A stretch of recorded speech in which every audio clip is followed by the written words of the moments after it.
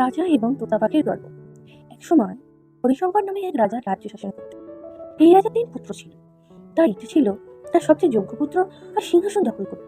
কিন্তু 3 জনের মধ্যে কার কাছে তার সিংহাসন হস্তান্তর করা উচিত তা নিয়ে তার সন্দেহ ছিল। একদিন রাজা তার বুদ্ধি বার করলেন। সাথে সাথে 3 ছেলেকে ডেকে বললেন, পুত্র, আজ আমি তোমাদের সকলকে একটি প্রশ্ন করি। তোমাদের সামনে যদি কোনো অপরাধী দাঁড়িয়ে থাকে, তাহলে তাকে নিয়ে তোমরা কি করবে? এতে রাজা প্রথম পুত্র বললেন, ওই অপরাধীর শাস্তি হওয়া উচিত এবং মৃত্যুদণ্ড দেওয়া উচিত। দ্বিতীয় পুত্র বলল, অপরাধীকে অন্ধকূপে বেঁধে রাখা উচিত। তৃতীয় পুত্র বলল, বাবা, তাকে শাস্তি দেওয়ার আগে আমাদের খতিয়ে দেখা উচিত, সে সত্যি অপরাধ করেছে কিনা। এই নিয়ে রাজার তৃতীয় পুত্র সবাইকে একটি গল্প শোনালেন। এক রাজা ছিলেন, এক জ্ঞানী তোতা পাখি। একবার তোতা পাখি রাজাকে বলল, আমি আমার মা বাবার কাছে যেতে চাই। রাজা তার কথা শুনলেন না, কিন্তু তোতা পাখি হাল ছাড়ল না। তিনি মহারাজকে তার পিতামাতার কাছে যেতে দেওয়ার জন্য পিড়াপিড়ি করতে থাকেন। অবশেষে রাজা তোতা পাখির সাথে একমত হয়ে বললেন, ঠিক আছে, তুমি তোমার বাবা মার সাথে দেখা করে এসো, কিন্তু সেখানে বেশিক্ষণ থেকো না। রাজা তোতাকে মাত্র 5 দিনের জন্য অনুমতি দিলেন এবং বললেন, তুমি 5 দিনের মধ্যে তোমার পরিবারের সাথে দেখা করে ফিরে এসো। এরপর 5 দিনের জন্য তোতা পাখি তার বাবা মায়ের কাছে গেল। ষষ্ঠ দিনে রাজার কাছে ফিরে আসার সময় তোতা ভাবলো, কেন মহারাজের জন্য কিছু উপহার না নিয়ে যাবে। তারপর পাহাড়ের দিকে রওনা হলো। প্রকৃতপক্ষে তোতা রাজার জন্য অমৃতের অমৃত পেতে চেয়েছিল। আমি যখন সেখানে পৌঁছালাম ততক্ষণই রাত হইল।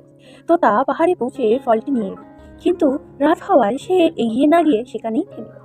সে রাতে তোতা পাখি ঘুমিয়ে পড়লে একটি সাপ সেখানে এসে রাজার জন্য নেওয়া অমৃত ফল খেতে শুরু। সাপ ফলটি খেয়ে ফেলেছে, ফলে বিষ ছড়িয়ে পড়ে। তবে তোতা পাখি এ বিষয়ে কিছু জানত না।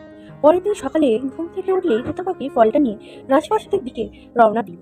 মহলে পৌঁছে তোতা তো খুশি হয়ে সোজা মহারাজের কাছে গিয়ে বললেন, মহারাজ, আমি আপনার জন্য এই অমৃত ফল নিয়েছি।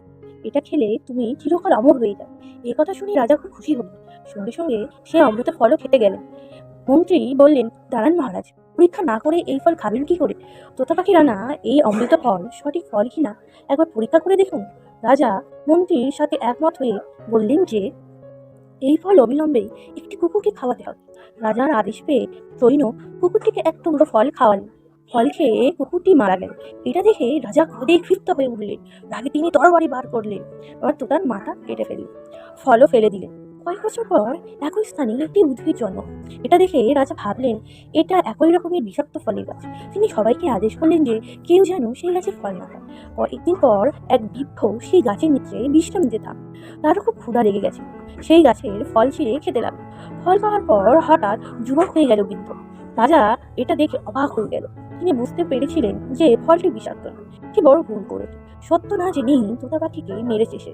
এই নিয়ে তিনি খুব অনুতপ্ত বোধ করেন। এই জন্য সে মনে মনে নিজেকে অভিশাপও দিতে থাকে। এখানে তৃতীয় রাজকুমারের গল্প শেষ হলো। রাজা হরিশঙ্কর তাকে তার উত্তরসূরি নিযুক্ত করেন। এরপর রাজ্যে উৎসবের আমেজে মেতে ওঠে।